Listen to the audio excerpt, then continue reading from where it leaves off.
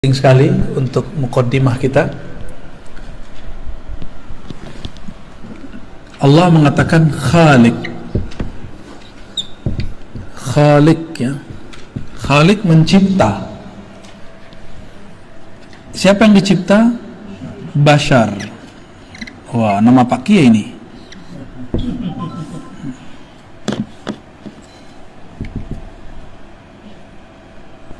Basharan. Dari mana dicipta? Tin. Tin bahasa Arab tanah. Tin, ya. Tanah. Bashar ini sisi zahir manusia. Zahir manusia. Maka Allah mengatakan, aku pencipta. Nah, ini kita ulang-ulang biar nggak lupa, dan ini sangat penting sekali, ya. Sangat penting untuk memulai kajian ma'rifatullah. Karena banyak sekali, jangankan orang awam, beberapa kiai aja saya temu, ya, mendebat saya juga begitu. Bagi dia ruh itu dicipta, padahal ayatnya tidak ada satupun ayat yang mengatakan ruh dicipta. Gak ada satupun ayat yang menyebutkan ruh dicipta. Maka di ayat 72-nya, gimana ayat 72-nya? Fa idza sawaituhu wa nafakhtu fihi min ruhi. Jadi Allah mengatakan nafakhtu, ya. Nafakhtu.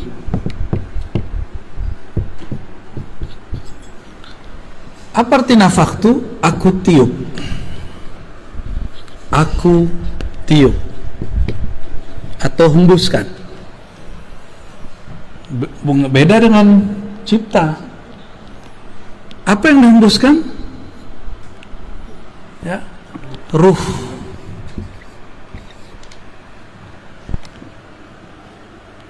Ruh ini dihembus. Inilah sisi lain dari manusia yang kita sebut batin. Batin manusia.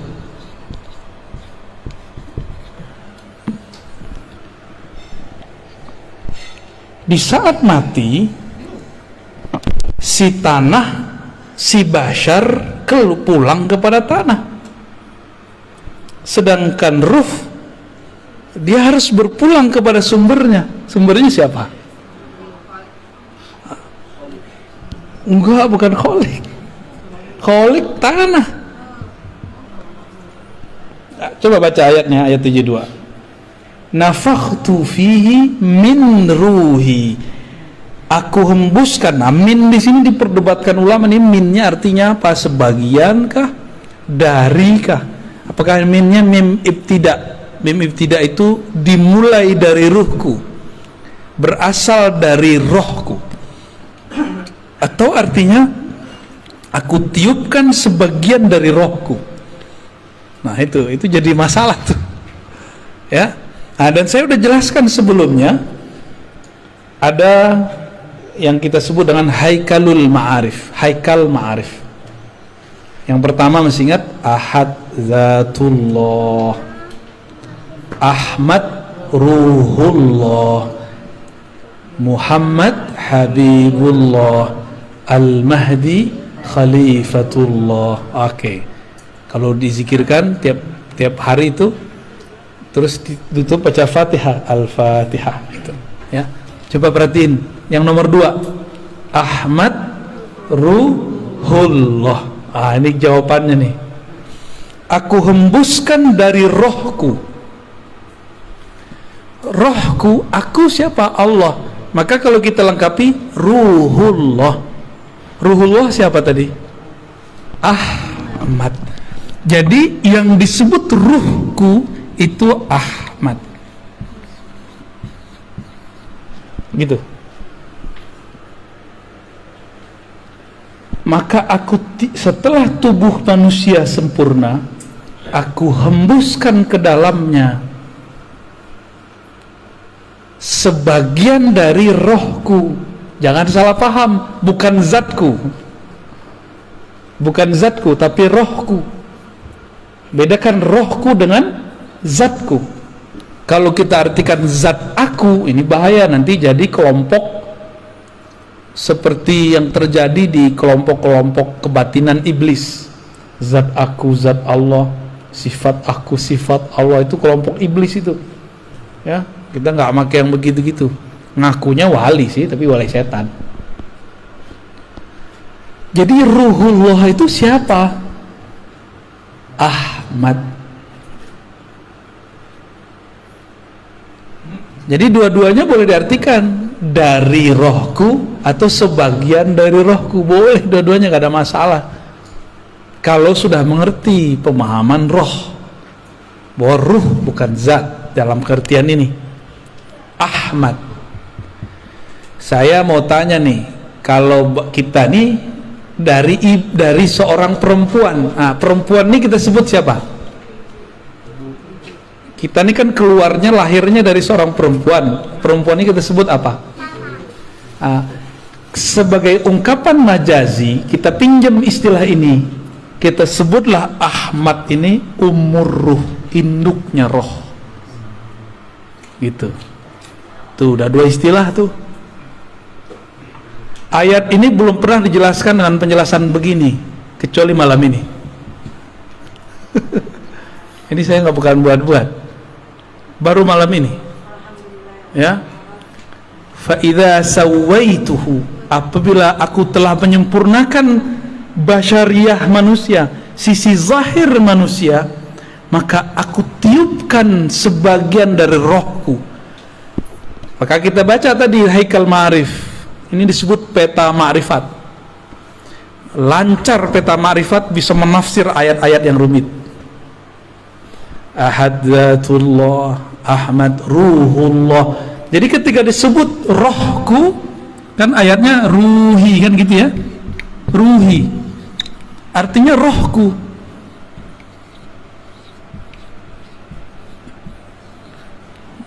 Banyak yang salah paham, dikira rohku itu zatku.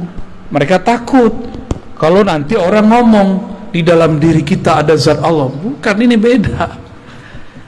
Nabi Isa aja kita sebut ruhullah, benar nggak? Ruhullah Isa itu ruhullah juz'i namanya, ruhullah sughra, roh kecil. Sedangkan yang kubro Ahmad. Bahkan ini disebut ar-ruh al-akbar, roh yang agung, yang paling besar. Karena ialah tiupan pertama Allah. Dari Ahmad inilah, ya. Ini saya hapus ya. Udah connect kan ini?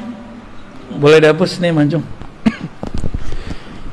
Jadi Allah, ya, Allah yang ahad meniupkan pertama kali rohnya. Rohnya ini bernama Ahmad. Dari Ahmad inilah kemudian kita muncul. Roh kita dari situ. Nah, nih. Coba kita lihat dulu. Berarti judulnya bukan Al-Baqarah 30, berarti masih As-Sod 7172. Ya, lanjutan. Ahad. Masih ingat ya, Ahad. Allah yang Maha Ahad, yang Maha Esa, menghembuskan apa? Ahmad. Maka sang Ahmad ini boleh kita buat ilustrasi, ya. Kita buat ilustrasi. Ini boleh kita hapus ya. Ahmad ini ada sisi zahirnya, ada sisi batinnya. Ahmad itu ruh Allah. Maka kita nyebutnya tadi apa?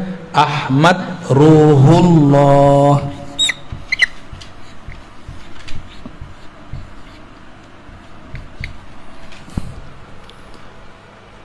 Jadi kalau ada di ayat surat tadi, surat apa?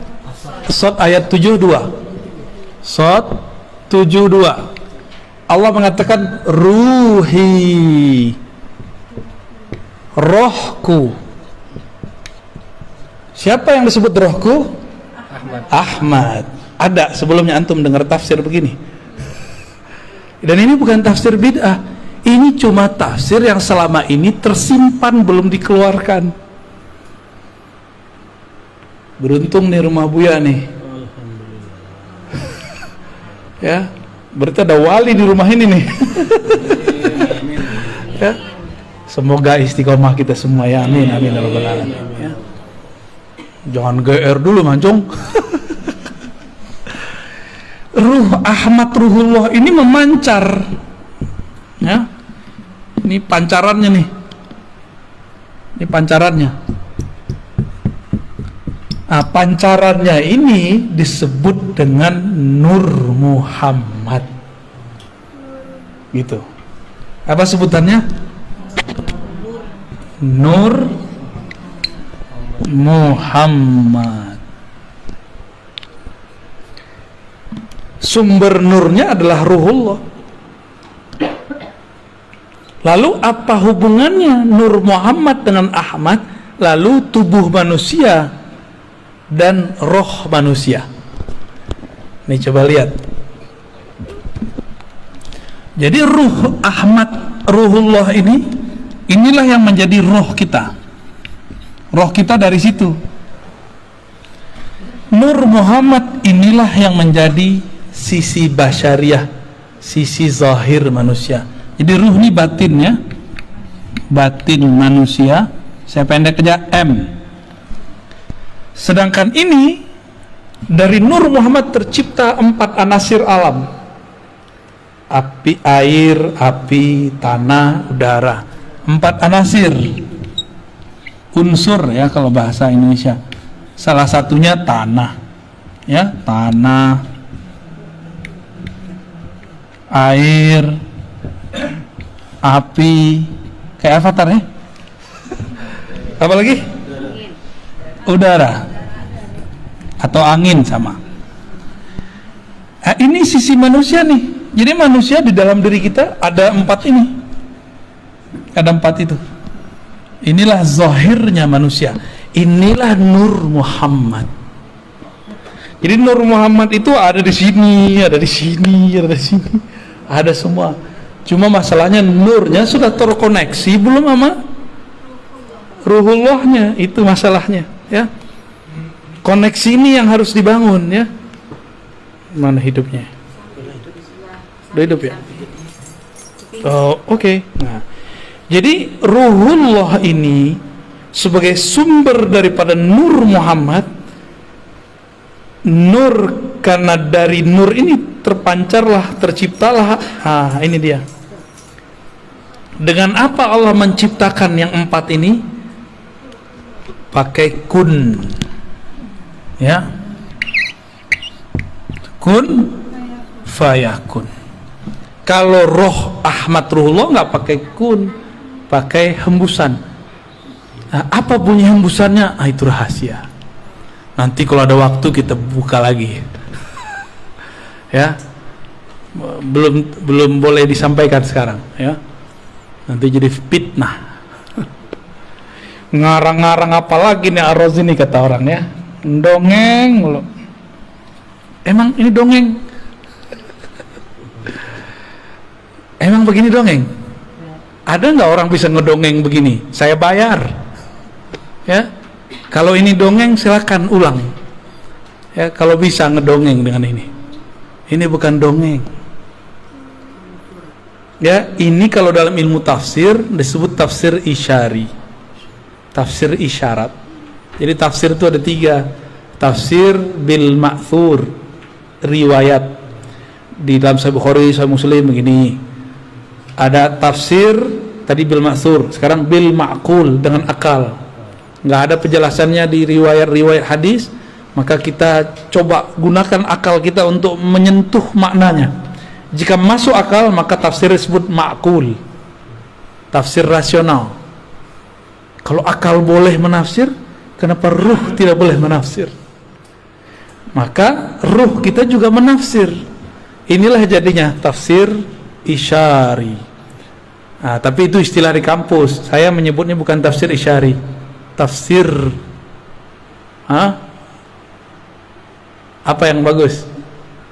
Pakai istilah ruh, tafsir ruhi, ya, biar beda dengan isyari yang lain. Karena isyari ini ada kolbu masuk ke kolbu, ada yang masuknya ke ruh.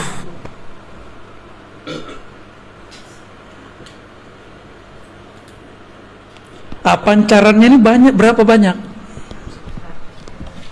kemarin? 124.000. Ini bukan cocok logi. Makanya jumlah para nabi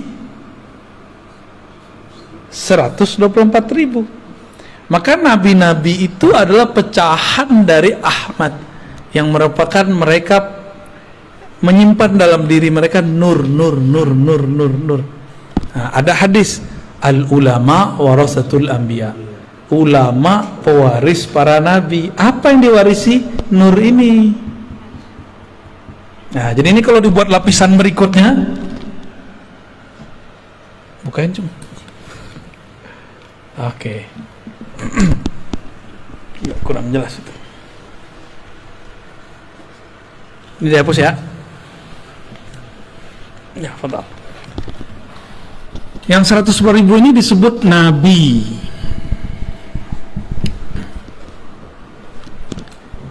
Ini punya pewaris. Ada lagi pewarisnya. Ya. Ini cuma dihapus. Pewarisnya disebut ulama. Nah, ulama yang mana? Apakah semua ulama? Ulama yang mewarisi nur Muhammad di dalam dirinya. Nur itu artinya sesuatu yang terang, yang membuat dia punya pandangan ke depan, sehingga disebut Nur Muhammad. Dia tahu jalan hidupnya kemana, dia tahu jalan pulang, dia tahu jalan kemana. Itu orang kalau punya nur. Nah, ulama yang mana? Bukan yang bergelar doktor, ya. Gelar doktor saya bukan gelar Nur Muhammad. Ya. Oh, saya di pesantren, bukan pesantren. Emang Nabi nyantri? Emang sahabat Nabi nyantri belajar nahwu sorof? Enggak. Ulama yang mana? Maka ulama ini ditafsirkan lewat surat Fatir ayat 28. Coba buka Fatir 28.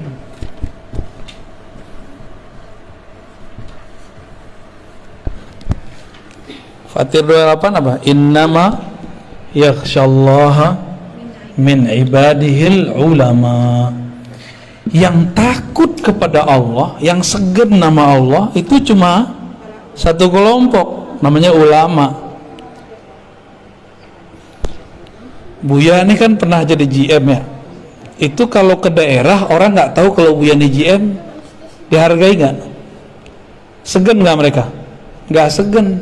Tapi pas dilihat di kartu namanya GM, wah langsung nyembah mereka, hormat, wah mau diservis semuanya. Kalau nggak dikira ustadz aja kan, kan ada jenggotnya. Kira-kira seperti itu. Kita kalau nggak kenal orang nggak sungkan sama dia, nggak respect sama dia. Tapi kalau kita sudah kenal dia, kita akan hormat siapa dia. Nah, kenal ini nggak hanya kenal gelar, kenal nasab, kenal makomnya, ya, kenal makrifat yang tersimpan di dalam dirinya. Nah, inilah yang saya sebut umur ruh. Umur ruh itu nggak berdasarkan biologis. Umur ruh itu berdasarkan makrifat yang tersimpan di dalam dirinya. Ya, tuh 2, 3, ini udah 3 lapisan nih, ya. Maka ulama, sahabat yang takut kepada Allah di zaman Rasulullah, jumlah sahabatnya juga sama. Semua sahabat jumlahnya juga 124.000. Jumlah sahabat Nabi. Dari Nur Muhammad ini ada kayak semacam, jadi kalau ilustrasinya Bu ya, Telkomsel ini kan Telkomsel ya, punya satelit. Nah, satelit ini ruhullah. Dia memancar kepada, kalau memancar pertama kali yang gede itu ke mana? Provider, begitu. Dan jumlahnya ada 313 yang menerima pancarannya langsung. Dari 313 ini nyebarlah ke 104.000. Dari situlah nyebar kepada umat. Kayak gitu modelnya.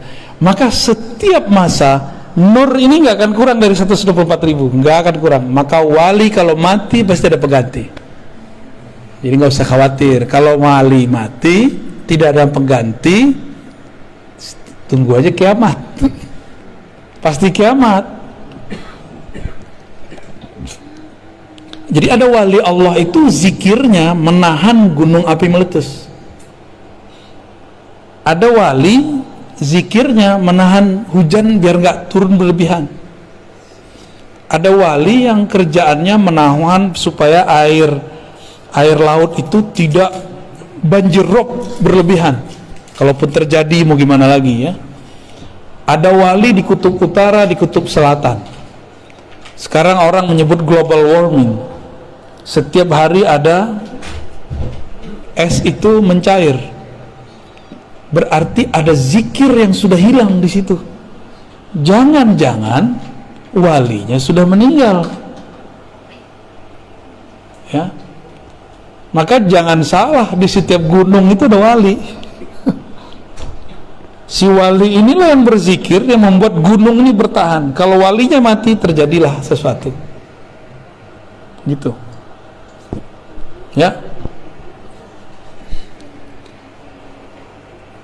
Gempa bumi, gempa boleh terjadi, tapi jadi bencana enggak? Kalau walinya mati, itu jadi bencana besar. Dan sekarang banyak wali yang mati, mesti ada yang melanjutkannya. Dalam proses transfer ini, estafet ini, disitulah terjadi bencana-bencana. Ini kacamata ilmu ma'rifatullah ya. Bukan kalau orang BMKG mungkin ngomong ini gejala alam, ya itu urusan ente. Kita punya urusan lain. Ilmu kita tidak bertentangan, cuma berbeda. Ya, ilmu kita tidak bertentangan dengan BMKG kah, geologi kah, ilmu itu punya urusan sendiri. Kita punya urusan sendiri juga, gitu. Ya laptop sebagus apa, handphone sebagus apa, tetap harus ada yang operasionalkannya. Kalau orangnya hilang ya kacau, sama lah kira-kira begitu. Katanya robot hebat, tetap harus ada orang yang memprogramnya. Programnya lewat ya lewat juga diantar. Ya.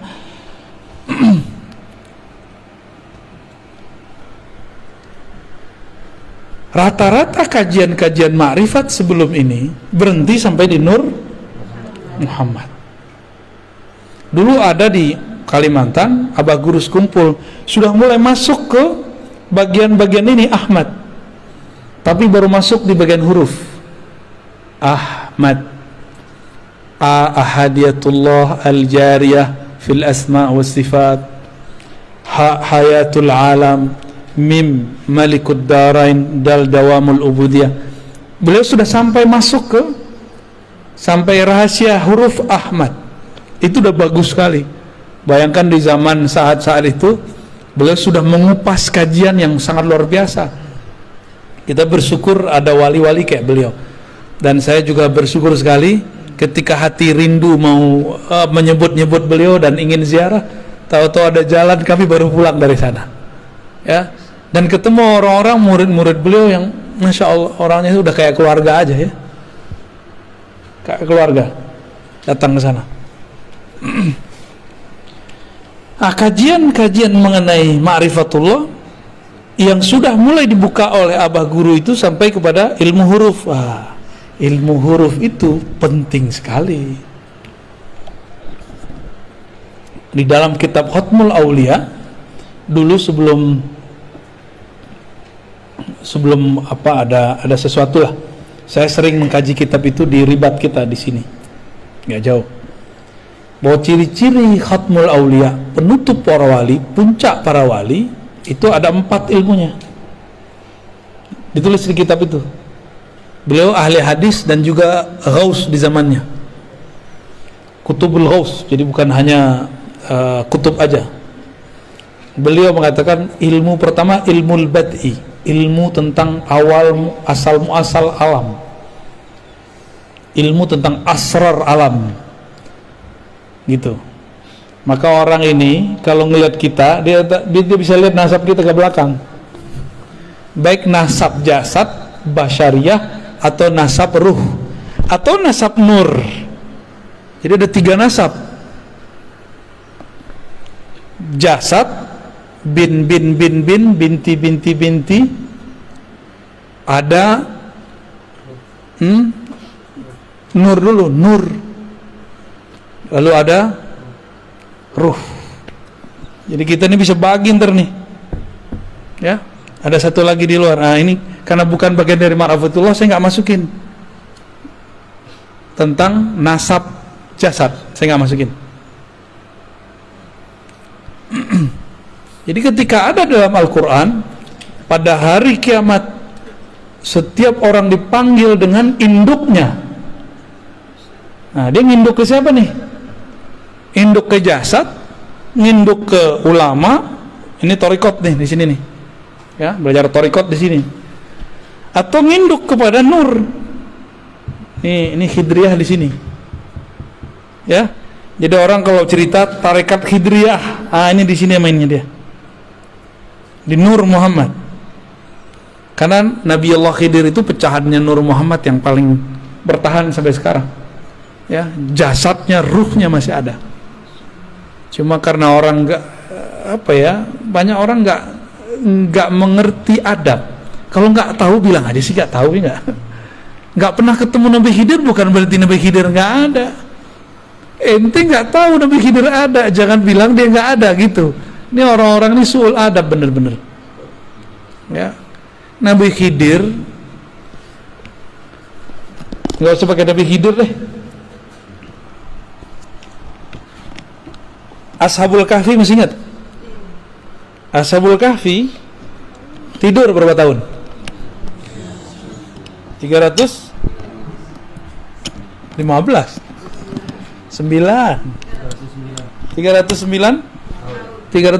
tahun. Makan nggak? Minum nggak? Wajahnya jadi tua nggak? Enggak. Saya mau tanya, ada nggak dalil yang menyebutkan Ashabul Kahfi mati?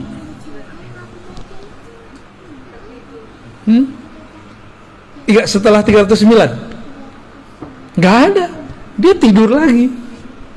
Makanya dalam riwayat yang dikumpulkan Imam Al-Qurtubi dalam kitab Tazkirah, nanti Ashabul Kahfi turun lagi membersamai Nabi Isa. Ternyata usut punya usut, Ashabul Kahfi adalah umat Nabi Isa. Jadi antara Nabi Isa dengan Nabi Muhammad. Jadi nanti ketika Nabi Isa turun, mereka keluar. Apakah itu khurafat? Ya nggak khurafat lah, ada riwayatnya. Kitab Tazkirah Imam Al-Qurtubi, diringkas lagi oleh Imam Sya'rani dan tidak dihilangkan itu. Berarti mereka sekarang masih ada, cuma Allah sembunyikan. Yang sudah ke Yordan mungkin lihat di mana sih gitu. Saya juga pernah ke sana alhamdulillah, dan emang Allah tutup kan, Allah suka-suka tutup. 309 tahun aja Allah tutup. Siapa yang menunjukkan jalan kepada mereka ke goa? Kan nggak diceritain orang. Itu Nabiullah Khidir. Nabiullah Khidir yang bimbing mereka ke sana. Diajarin cara supaya nutupin gua biar nggak ketahuan. Itu ilmu Nabi Khidir semua. Nah ini nih ilmunya di sini nih, ilmu Nur Muhammad. Nabi Isa dalam surat As-Saff ayat 6 ya, mengabarkan, aku akan memberi kabar kalian kedatangan seorang nabi di akhir zaman, ismuhu Ahmad. Kok lahirnya Muhammad? Berarti Ahmad nama apa dong?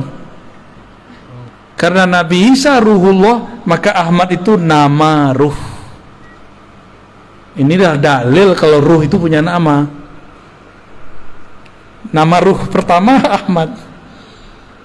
Coba Ahmad sama Ahad bedanya apa? Coba beda mim doang. Oh, kalau bagi orang ahli huruf ada rahasianya. Nah, tadi empat pencirian wali khatmul aulia. Tadi ilmul bati masa lalu. 2 ilmul maqadir masa depan. Ya. Ilmul bati, ilmul maqadir, apalagi ya? Mitsaq, ilmu mitsaq. Apa arti mitsaq? Mitsaq ini syahadat alam semesta. Jadi kita ini per alam ada syahadatnya, per zaman ada syahadatnya, beda-beda syahadatnya. Syahadat Nabi Isa beda dengan syahadat kita. Syahadat Nabi Adam beda dengan kita. Tapi ada syahadat yang permanen, itu syahadat azaliyah namanya. Ya. Syahadat pada masa sebelum diciptakan alam, itu namanya azali.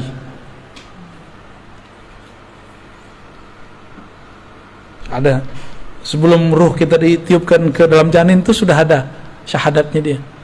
Itu mitsaq, perjanjian alam. Jadi kita sudah punya kontrak dengan Allah. Itu mereka ngerti. Itu turunannya. Ya. Ketika ruh mengatakan syahidna, itu turunan dari mitsaq tadi. Itu semua ruh. Dan ruh ini kan ada yang Allah tiupkan kepada manusia, ada yang Allah tiupkan kepada hewan, ada yang Allah kemudian lempar ke pohon-pohon.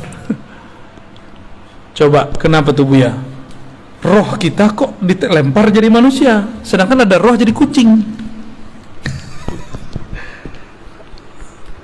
Ada roh yang ditiupkan kepada anak keturunan Nabi, Habib Sayyid, anak Kiai, Gus, Ajengan. Kok kita enggak, dia iya. Kok dia Habib, kita enggak. Dia Sayyid, kita bukan. Oh, itu ada rahasianya semua. Itu ilmu mitsaq.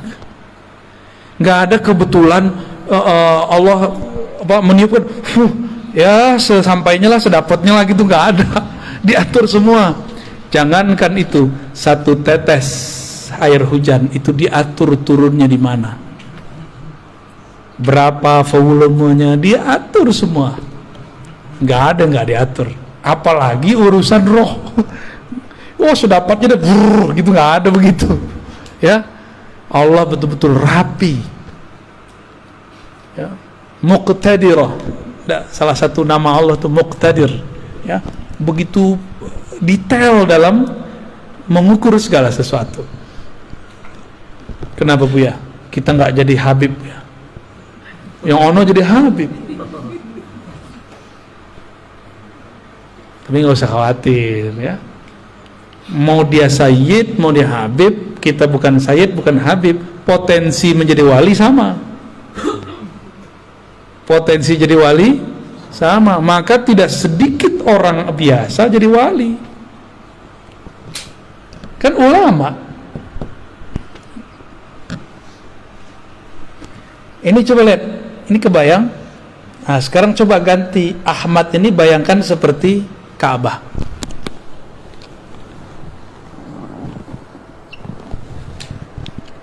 Ini ilustrasi aja, ya.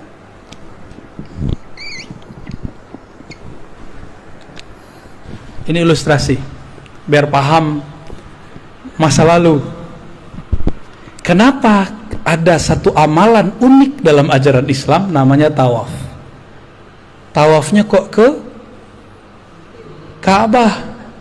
Kenapa tawaf di situ? Kok tawafnya ke batu lagi ya? Batu hitam, batu bata. Oh, ternyata ada rahasianya. Tubuh tawaf kepada tempat mulia itu, walaupun dia dari tanah, dari batu. Karena ada rahasia di situ. Air Zam-Zam kah apa? Ternyata ruh dia juga bertawaf. Tawafnya jasad kepada Ka'bah. Yang disebut haji mabrur kalau ruhnya ikut tawaf, jika nurnya ikut tawaf. Nah, kita ini tercipta dari nur Nabi Muhammad dengan kunnya Allah. Apakah kita mencari siapakah Ahmad itu? Nah, dalam pencarian, inilah yang disebut tawafnya ruh. Kita ini lagi tawaf ini, nggak taunya lagi nyampe di sudut mana nih, ya? Kan 7 kali kan?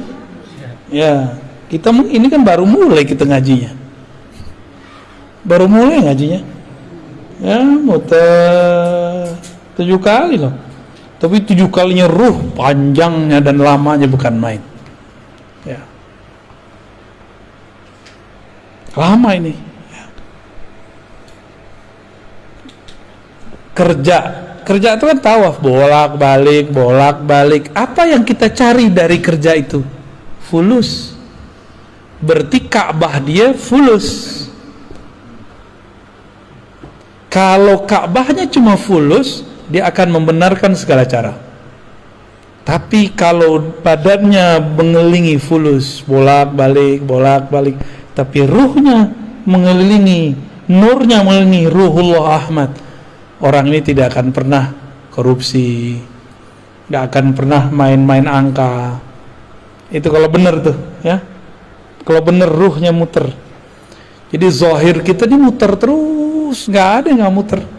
Saya nanya juga ke orang-orang kimia, orang-orang yang ahli-ahli dalam molekul-molekul. Ternyata atom itu masih terdiri dari molekul-molekul lain, dan itu semuanya bergerak tawaf semua. Dan ternyata darah kita tawaf di badan, ya, tawaf semua, nggak ada yang nggak tawaf. Ka'bahnya darah, jantung. Ka'bahnya darah, jantung.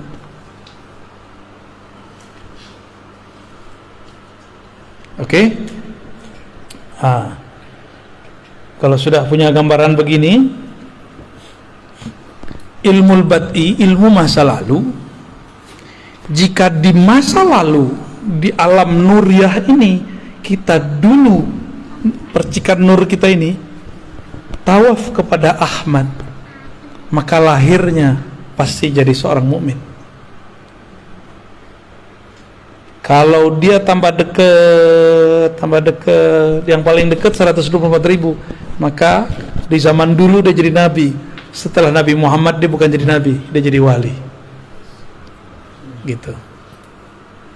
Kalau dulu kita pernah tawaf, ada lagi dia memandang. Jadi nur ini memandang kepada Ahmad, terus dia mengatakan, wow, indah sekali. Dia lahir jadi Habib. Itulah sejarah kenapa Habib terlahir sebagai Habib. Jadi nggak ada yang cocok logi, dan nggak ada yang terjadi begitu saja. Semuanya terjadi karena mengulang aja itu. Udah selesai tawaf di sana, dia masuk lagi ke alam baru. Kita lagi tawaf ini, lagi tawaf semua ini. Selesai masuk lagi ke alam barzakh, tawaf lagi di sana. Selesai masuk lagi ke padang mahsyar. Di padang mahsyar, Ka'bahnya bukan Ka'bah ini, kembali kepada yang punya Ahmad ini, namanya Muhammad. Maka semua orang mencari Nabi Muhammad, tawaf lagi. Begitulah terus mencari syafaat. Kan nanti semua orang hatta Nabi Ibrahim nyari Nabi Muhammad, ya. Maka bernamalah Nabi Muhammad itu Al-Fatih, karena Nabi Ibrahim mau buka pintu surga nggak bisa, balik lagi. Siapa yang bisa? Muhammad. Maka disebut Muhammad Al-Fatih lima ughliq wal khatim lima sabaq, ya. Itu ijazahnya minta ke Pak Kiai itu, ya.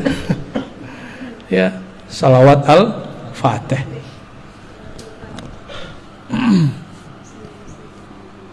Jam 10 Bu, ya. Gimana? Tanya jawab, kita lanjut. Lanjut tidur. Ya, rehat dulu. Bismillah.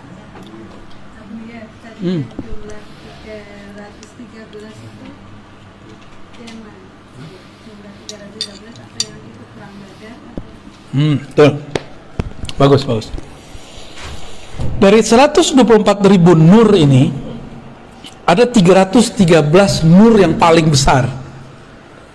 Yang 313 yang dulu bertawaf, dan itu menjadi barisan ring pertama Ahmad. Nah, yang 313 ini di zaman pra Nabi Muhammad menjadi 313 Rasul.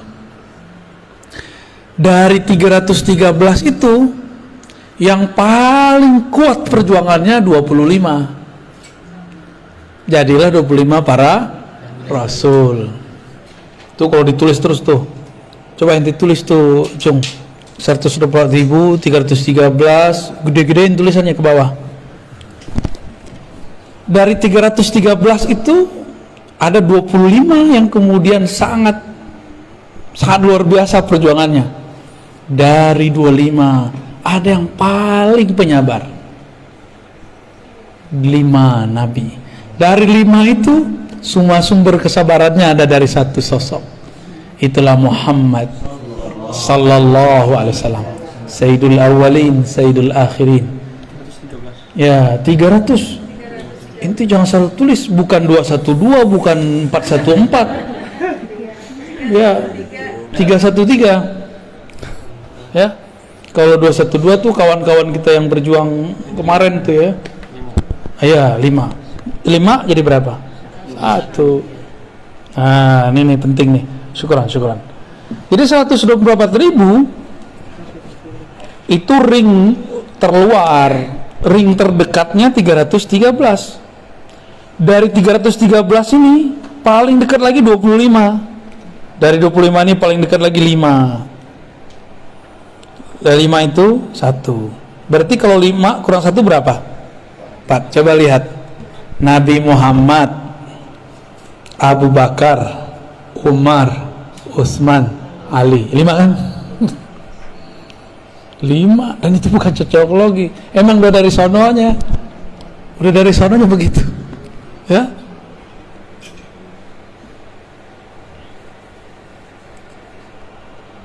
Kalau dulu begitu, di akhir zaman kata Nabi akan ada musuh besar. Para nabi dahulu pun tidak sanggup melawannya, yang sanggup melawan umat Nabi Muhammad. Kira-kira ilmu yang diturunkan zaman sekarang lebih sedikit atau lebih banyak dari zaman dulu?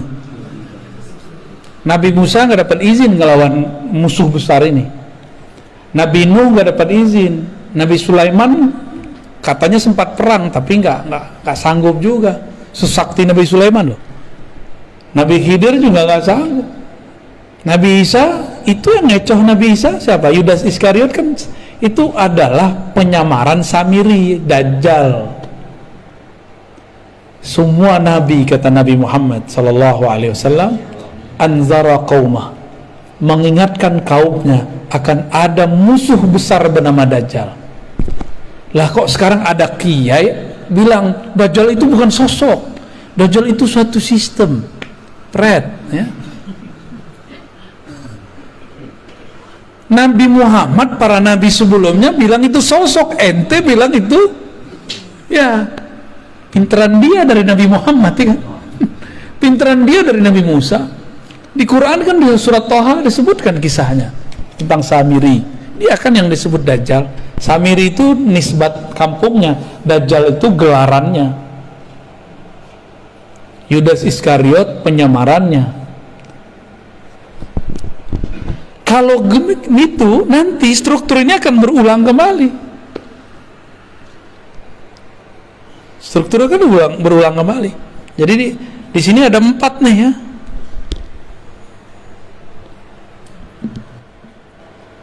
Sama ntar.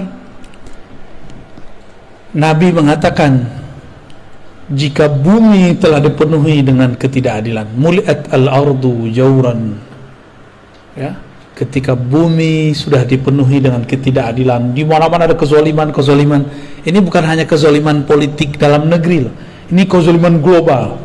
Jadi tolong move on, jangan cuma memikirkan masalah pilpres, itu terlalu cetek mikirin begitu. Ini sudah umat akhir zaman sudah. Kita nggak boleh hanya memikirkan politik satu negeri. Ini sudah besar ini masalahnya. Udah lintas negara, lintas benua. Jika lintas benua terjadi kezaliman, orang nggak salah dikasih virus, zalim nggak? Kita sehat-sehat aja divaksin, masalah nggak? Tapi ya kita ikut aja lah. Udah vaksin kan? Vaksin dong. Vaksin lah ya, biar nggak jadi pakyu. Kecuali nggak mau keluar ya terserah. Kalau saya hampir tiap bulan keluar kota, ya wajib vaksin. Bukan hanya ganti status di Peduli Lindungi, beneran vaksin ini, kita hakon ini. Ini orang nakes aja nunggu saya vaksin, kan lucu. Nunggu Buya dulu katanya. Aduh, kita jadi serba salah deh ya. Kita ikutin main mereka. Mereka makar, Allah juga lebih baik makarnya. Udah sederhana itu. Mungkin lebih banyak yang kita makan ini lebih bahaya daripada vaksin yang disuntikan ya. Makanya badan kita biasa-biasa aja. Jadi vaksin nggak ada rasanya, nggak ada efeknya. Kata orang demam, jangan-jangan nggak bekerja lagi di badan kita. Apa kata Nabi? Jika bumi telah dipenuhi oleh ketidakadilan, berarti ada toh otaknya, provokatornya, itulah dia Ad-Dajjal. Dan dia bukan sistem aja, dia si pembuat sistem itu. Kalau ada sistem, masa nggak ada pembuat sistem? Kan orangnya keminter namanya, itu keminter. Ada sistem tapi nggak ada yang membuat, mungkin nggak? Laptop secanggih ini, handphone secanggih ini, nggak ada yang buat, mungkin nggak? Nah, ini yang buat handphone segagah ini, siapa otaknya? Orang pasti, bukan robot. Jadi jangan lagi ngomong Dajjal itu sistem saja. Itu sistem iya, orangnya ya sistemnya disebut makar itu. Ada sosoknya. Dan Nabi mengatakan, aku sudah ketemu. Dan sahabat Tamim Ad-Dari juga cerita. Itu sahabat-sahabat yang 4 kan udah ketemu semua. Si fisik loh ketemu secara spiritual. Di perjalanan kan mereka kepada si Dajjal itu. Jika nanti muncul itu, apa kata Nabi? Allah akan bangkitkan seseorang yang ismuhu yuwatiu ismi, namanya sesuai dengan namaku. Nama yang mana? Nama Muhammad apa nama Ahmad?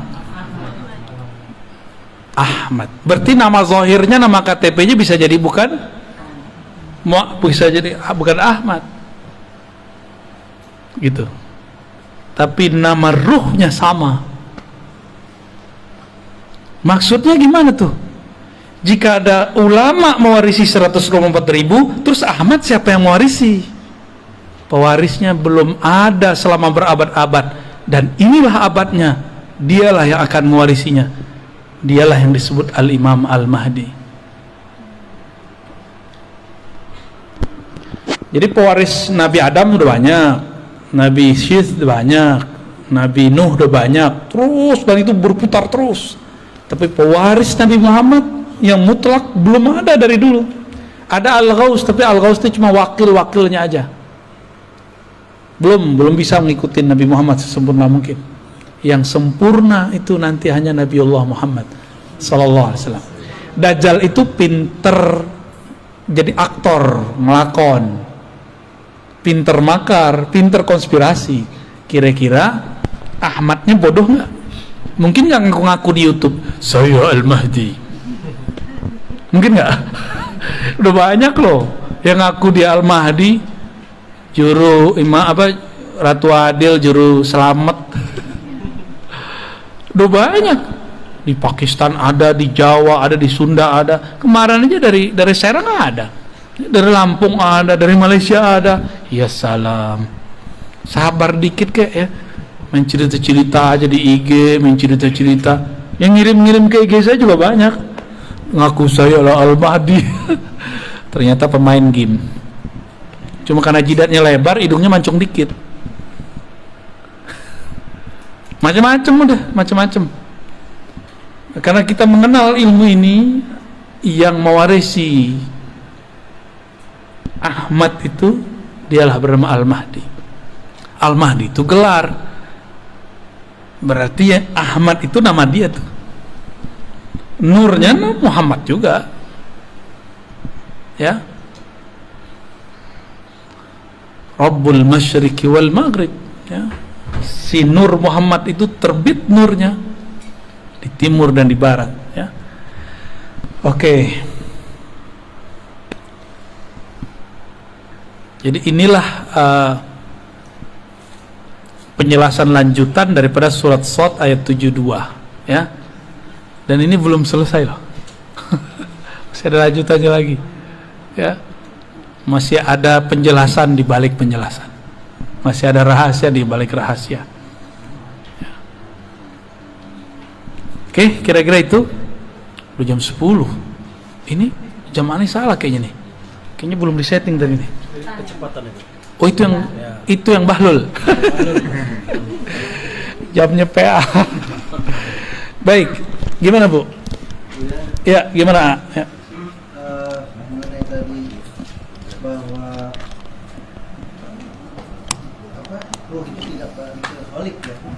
Ya. Terkait dengan innalillahi wa inna ilaihi raji'un itu seperti apa hubungannya? Inna lillahi wa inna ilaihi raji'un. Kaitannya apa dengan ruh tidak dicipta, kan gitu. Mati itu pulang kampung. Tubuh dicipta dari tanah, maka dia pulang ke kampungnya tanah. Ruh dihembuskan dari ruhi Ahmad, maka dia harus cari jalan pulang ke. Bisa nggak ruh tubuh tanpa ditanam dia tertanam? Gak bisa, harus ada yang ngurusin. Dimandiin, dikuburin. Tuh, paham maksud saya? Ini ilustrasinya. Jika tubuh zahir ini harus ada yang urus, harus ada gurunya, apalagi harus ada yang nunjukin jalannya, harus ada yang gendong. Jadi ruh ini kalau dia berpisah nggak ada yang jemput, dia akan gentayangan kemana-mana. Tapi bukan jadi hantu. Bukan, yang jadi hantu itu jin. Dia akan kemana-mana, dia mencari pertolongan. Siapa? Aku mau kemana ini? Dia bingung. Maka sekarang kita kasih tahu, kalau kita meninggal, kita harus kembali kepada Ruhullah Ahmad. Ini yang harus dicari, ya. Makanya ada satu sholawat, boleh diamalkan. Allahumma ya Ahad, wahai ya Allah yang Maha Esa, Maha Tunggal, Sholli ala Ahmad, limpahkanlah rahmat, sampaikanlah ruh kami kepada ruh Ahmad. Itu maknanya. Pulangkanlah ruh kami kepada ruh Ahmad. Pulangkan kami kepada ibu kami, induk kami. Kalau kita masih punya ibu, pengen pulang kampung nggak kalau ibunya di kampung? Ibunya di sini, berarti pulangnya di sini, ya kan? Coba misah sehari aja, nggak mau kan? Nggak mau tuh, pelukan langsung. Begitulah nanti jika ruh tahu jalan kepada Ummur Ruh, nanti mereka semua akan bermanja-manja. Makanya kalau bener nih kita sholawat, kita mewek-mewek nyebut nama Ahmad. Nggak ada orang yang nggak bisa nangis kalau nggak sebut Ahmad. Cuma ini kita lagi tahan-tahan aja nih. Kalau bener nih ruh, dia percikan dari hembusan Ahmad, disebut Allahumma ya Ahad, Sholli ala Ahmad. Enggak, pasti ngalir. Ya Allah, ruhku ini adalah bagian dari hembusan ruhmu Ahmad. Tolong kembalikan ia kepada ruhmu Ahmad. Sampaikan kami kembali pulang kepada ibu ruh kami Ahmad, induk ruh kami Ahmad. Enggak nangis, berarti dalamnya hitam. Itulah rahasia. Silakan diamalkan itu, ya. Ya, Allahumma ya Ahad, Sholli ala Ahmad. Allahumma ya Ahad, Sholli ala Muhammad. Allahumma ya Ahad, Sholli ala al-Mahdi khalifatika ya Allah ya Ahad. Allahumma sholli ala Al-Fatihah. Alhamdulillah. Surah Al-Dhalin. Ya, kira-kira begitu. Ada orang kalau dia mau nangis dia ketawa, ya nggak jadi nangis dia. Atau kalau dia mau nangis dia marah-marah dia. Ada juga, ya. Itu cara aja untuk mengalihkan, namanya iltifat. Cara aja. Kan repot. Guru mau ngajar nangis mulu, ya repot semuanya. Ya. Tapi rasakanlah itu. Nah, baca itu kalau bisa pagi atau malam tahajud 100 kali. Nikmati itu bacaannya. Ya Allah yang menghembuskan rohku dari Ahmad, pulangkan ruhku kepada ibu ruhku Ahmad. Maka bernamalah Ahmad itu ummur ruh, induknya roh, ibunya roh. Ini istilah aja ya, karena sumber kita sebut induk, kita bersumber darinya. Kalau meninggal insya Allah dia tahu jalan pulang kampung, ya. Biasanya dia ada namanya, ya. Seharusnya ada namanya tuh. Nah, maka kalau ada wali yang mengerti nama ini, minta nama kepada dia.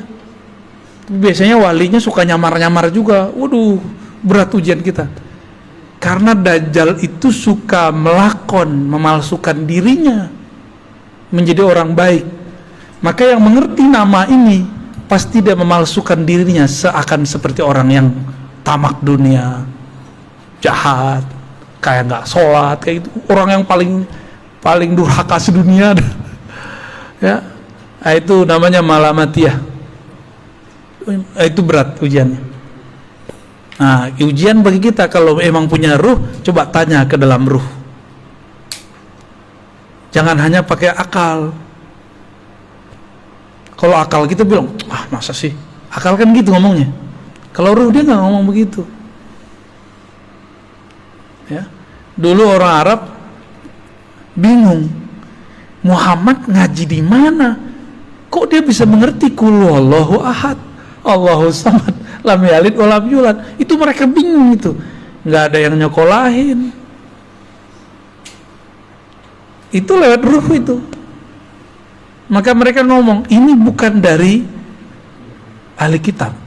Bukan dari ayahnya udah meninggal duluan. Bukan dari ibunya meninggal ketika kecil. Bukan juga dari kakeknya sibuk ngurusin orang. Terus dari mana? Disitulah kemudian Abu Bakar sadar, oh kalau Muhammad pasti Allah di belakangnya, gitu. Ya, maka bernamalah beliau Siddiq. Ya. Kisah Mi'raj itu salah satu dari kisah yang beliau jadi disebut Siddiq. Gitu. Gitu, aman. Tadi amalin ya, sholawat ahadiyah ya. Itu sudah biji-biji sholawat, udah pangkal-pangkalnya sholawat. Karena sholawat itu banyak, ada Al-Fatih, ada sholawat Nurizat, ada sholawat Tibul Qulub. Nah, ini masing-masing punya fungsi, punya rahasia-rahasia.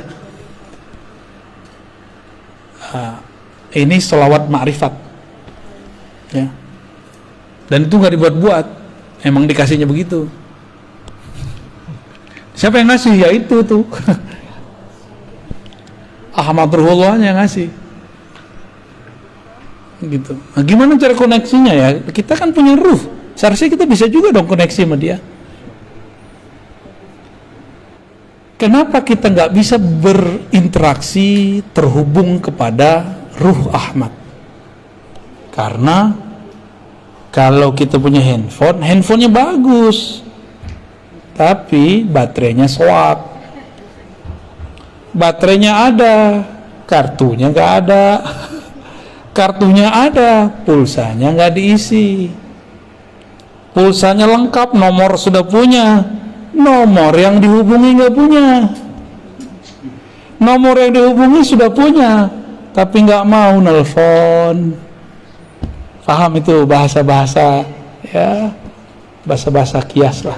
Ya, semoga kita bisa mengerti ya kias-kias ini.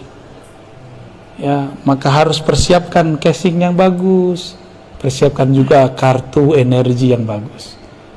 Kartunya apa? Kalau mau download aplikasi bisa nggak tanpa nama akun? Maka harus punya nama akun. Apa nama akunnya? Itulah nama ruh. Maka ilmu tentang nama ruh adalah awal dari berkoneksi dengan Ahmad Ruhullah. Hati-hati, kadang-kadang kita kena siloka yang selama ini orang udah ketemu sama kita, ternyata dia orangnya. Biasa.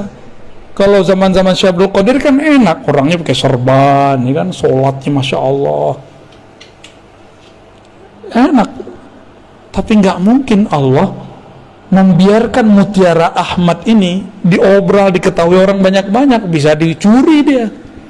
Maka Allah lapisi dia dengan sisi basyariah, manusiawi yang orang nggak akan paham kalau di dalamnya ada sir Ahmad.